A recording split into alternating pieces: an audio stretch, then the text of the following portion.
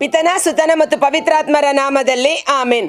ಪ್ರಭು ಕ್ರಿಸ್ತರಲ್ಲಿ ಆತ್ಮೀಯ ಸಹೋದರ ಸಹೋದರಿಯರೇ, ಈ ದಿನದ ಮುಂಜಾನೆಯ ಜೀವಸ್ವರ ಇಬ್ರಿಯರಿಗೆ ಬರೆದ ಪತ್ರ 11ನೇ ಅಧ್ಯಾಯ ವಚನ 11. ಇದಲ್ಲದೆ ಪ್ರಾಯ ಮೀರಿದ ಸಾರಳು ಕೂಡ ವಿಶ್ವಾಸದ ಮೂಲಕವಾಗಿಯೇ ಗರ್ಭವತಿಯಾಗುವ ಶಕ್ತಿಯನ್ನು ಪಡೆದಳು. ವಿಶ್ವಾಸ ಮತ್ತು ಶಕ್ತಿ. ಸಾರಳು ಪ್ರಾಯ ಮೀರಿ ಹೋಗಿದ್ದರೂ ಸಹ ವಿಶ್ವಾಸದ ಮೂಲಕ. ಏನು ವಿಶ್ವಾಸ? ವಾಗ್ದಾನ ಮಾಡಿದ ದೇವರು ನಂಬಿಗಸ್ತರು, ಆತನು ಕೊಟ್ಟ ಮಾತನ್ನು ನೆರವೇರಿಸಿಯೇ ತೀರುತ್ತಾನೆ. ದೇವರು ನನ್ನೊಟ್ಟಿಗಿದ್ದಾರೆ. ಆತನಲ್ಲಿ ವಿಶ್ವಾಸವಿಟ್ಟವರ ಮುಖ ನಾಚಿಕೆ, ಲಜ್ಜೆಗೆ, ಅವಮಾನಕ್ಕೆ ದೇವರು ಎಂದಿಗೂ ಗುರಿಪಡಿಸುವುದಿಲ್ಲ. ದೇವರು ನಮ್ಮ ಮನಸ್ಸಿನ ಆಸೆ ಆಕಾಂಕ್ಷೆಗಳನ್ನು ನೆರವೇರಿಸುವವರಾಗಿದ್ದಾರೆ. ದೇವರು ಪ್ರೀತಿಯ ತಂದೆಯಾಗಿದ್ದಾರೆ. ಹೀಗೆ ದೇವರ ಕುರಿತು ನಾವು ಏನೆಲ್ಲ ವಾಕ್ಯಗಳನ್ನು ನಂಬುತ್ತೇವೋ ಅದೇ ವಿಶ್ವಾಸವಾಗಿದೆ. ಅದೇ ದೇವರಲ್ಲಿ ನಾವಿಟ್ಟಿರುವ ವಿಶ್ವಾಸ. ವಿಶ್ವಾಸದ ಮೂಲಕ ನಾವು ದೇವರೊಟ್ಟಿಗೆ ಸತ್ಸಂಬಂಧವನ್ನು ಪಡೆದುಕೊಳ್ಳುತ್ತೇವೆ. ಇಲ್ಲಿ ದೇವರ ವಾಕ್ಯ ಹೇಳುತ್ತೆ, ವಿಶ್ವಾಸದ ಮೂಲಕವಾಗಿ ಅವಳು ಶಕ್ತಿಯನ್ನು ಪಡೆದುಕೊಂಡಳು. ಶಕ್ತಿ ಅಂದರೆ ಸ್ವರ್ಗದ ಶಕ್ತಿ, ಪವಿತ್ರಾತ್ಮರ ಶಕ್ತಿ, ಪವಿತ್ರಾತ್ಮರ ಬಲ.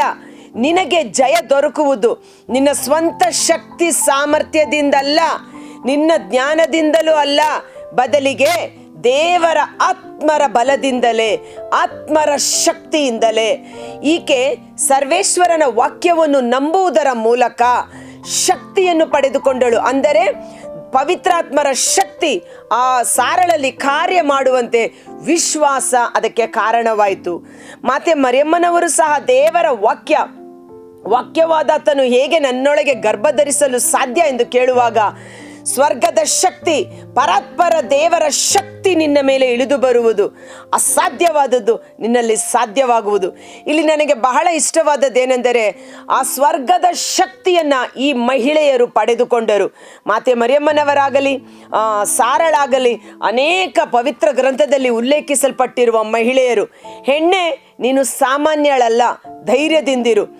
ನೀನು ವಿಶ್ವಾಸ ಮಾಡುವುದರ ಮೂಲಕ ಸ್ವರ್ಗದ ಶಕ್ತಿಯನ್ನು ಪಡೆದುಕೊಂಡು ಅಸಾಧ್ಯವಾದದನ್ನು ನಿನ್ನ ಜೀವಿತದಲ್ಲಿ ಸಾಧ್ಯವಾಗಿಸಬಹುದು.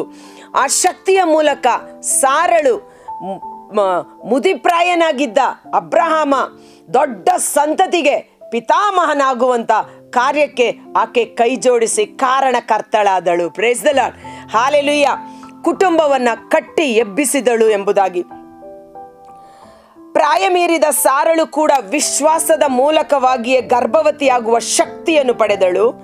ವಾಗ್ದಾನ ಮಾಡಿದ ದೇವರು ನಂಬಿಗಸ್ತರು ಎಂಬ ಭರವಸೆ ಆಕೆಗಿತ್ತು.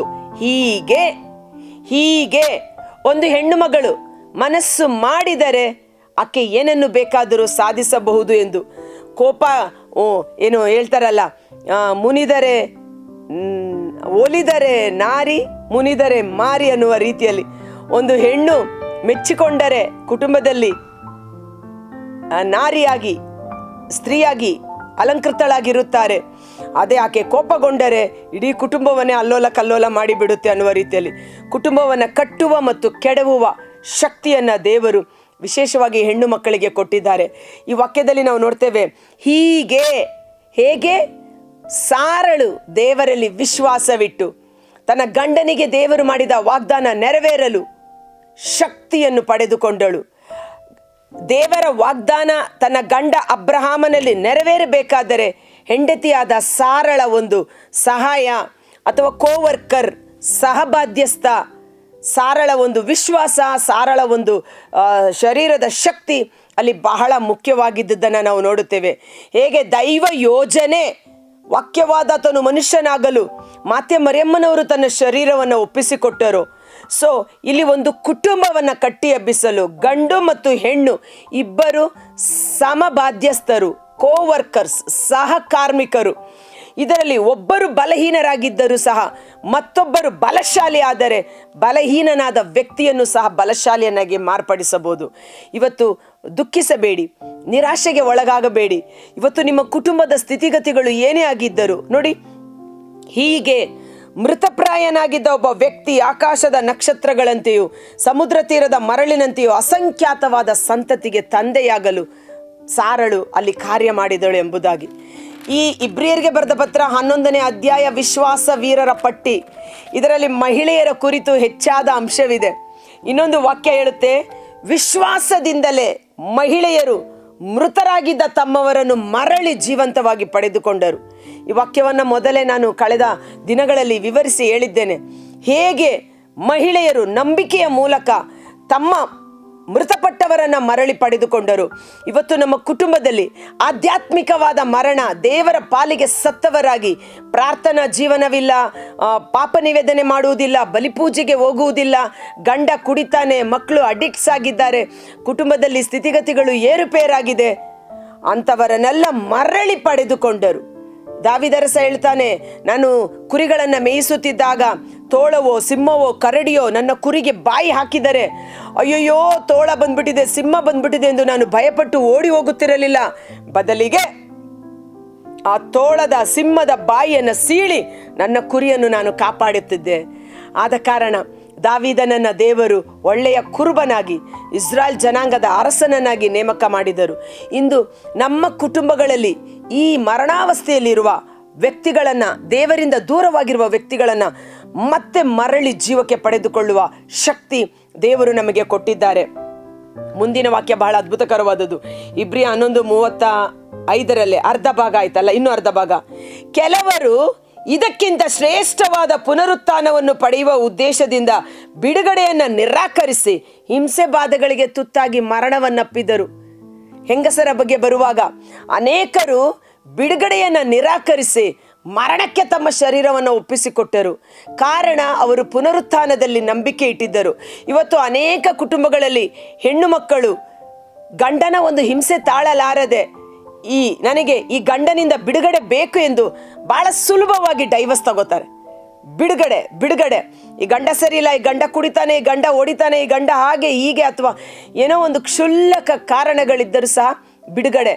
ಆದರೆ ಇಲ್ಲಿ ದೇವರ ವಾಕ್ಯ ಹೇಳುತ್ತೆ, ಅನೇಕ ಮಹಿಳೆಯರು ವಿಶ್ವಾಸವಿದ್ದುದರಿಂದ ಇಂದಲ್ಲ ನಾಳೆ ನನ್ನ ಕುಟುಂಬ ಯೇಸುವಿಗೆ ಸಾಕ್ಷಿಯಾಗಿ ಮಾರ್ಪಡಿಸುತ್ತಾರೆ, ಯೇಸು ನನ್ನ ಕುಟುಂಬವನ್ನು ರಕ್ಷಿಸುತ್ತಾರೆ, ಯೇಸು ನನ್ನ ಕುಟುಂಬದ ರಕ್ಷಕ ಎಂದು ವಿಶ್ವಾಸವಿದ್ದುದರಿಂದ ಅವರು ಬಿಡುಗಡೆಯನ್ನು ನಿರಾಕರಿಸಿದರು. ಬಿಡುಗಡೆ ಅಂದ್ರೇನು? ಡೈವರ್ಸ್ ತಗೊಂಡು ಸ್ವತಂತ್ರರಾಗೋದು. ನನಗೆ ಬಿಡುಗಡೆ ಬೇಡ ಎಂದು ಆ ಕಷ್ಟ ಸಂಕಟಗಳನ್ನು, ನೋವುಗಳನ್ನು ಅನುಭವಿಸಿ ಕುಟುಂಬದ ರಕ್ಷಣೆಗೆ ಕಾರಣಕರ್ತರಾಗುವುದನ್ನು ನಾವು ನೋಡುತ್ತೇವೆ. Price the lord. ಅದ್ಭುತಕರವಾದ ವಚನ. ಕರ್ತರಾದ ಯೇಸುವೇ, ಮುಂಜಾನೆ ವೇಳೆ ಜೀವಸ್ವರವನ್ನು ಆಲಿಸುತ್ತಿರುವ ಪ್ರತಿಯೊಬ್ಬ ಸಹೋದರ ಸಹೋದರಿಯರು, ಅವರ ಕುಟುಂಬಗಳನ್ನು ನಿಮ್ಮ ಕರಗಳಿಗೆ ಸಮರ್ಪಿಸುತ್ತೇನೆ. ಪುರುಷರೇ, ನಿಮ್ಮ ಪತ್ನಿಯನ್ನು ಪ್ರೀತಿಸಿರಿ, ಸರಿಯಾದ ರೀತಿಯಲ್ಲಿ ಅವರೊಂದಿಗೆ ನಡೆದುಕೊಳ್ಳಿರಿ, ಅವರನ್ನು ಗೌರವಿಸಿರಿ. ದೇವರು ಕೊಡುವ ಸಜೀವ ಕೊಡುಗೆಗೆ ಅವರು ಸಮಬಾಧ್ಯಸ್ಥರು, ಈಕ್ವಲ್ ಶೇರ್ ಉಳ್ಳವರು.